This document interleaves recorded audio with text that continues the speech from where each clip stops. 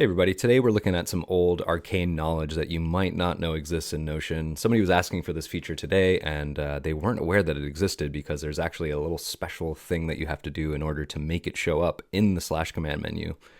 It's pretty cool though, and so we're going to take a look at that today. So let's say I have a block here and I'm typing in some data. So this might be a block that I want to turn into a page. So I can just simply type slash page in, and there's my page in menu, hit enter here.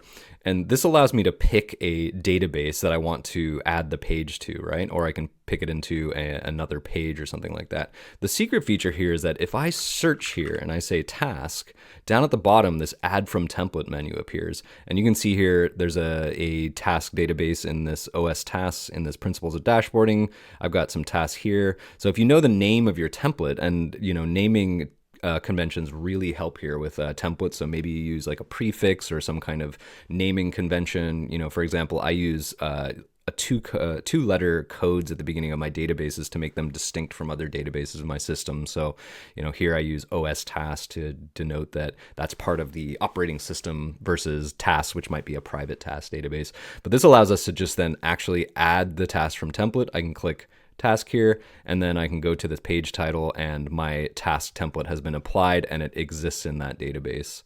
So that's a really kind of hidden way to create a task, template driven task or page from the slash command menu. Hope that helps.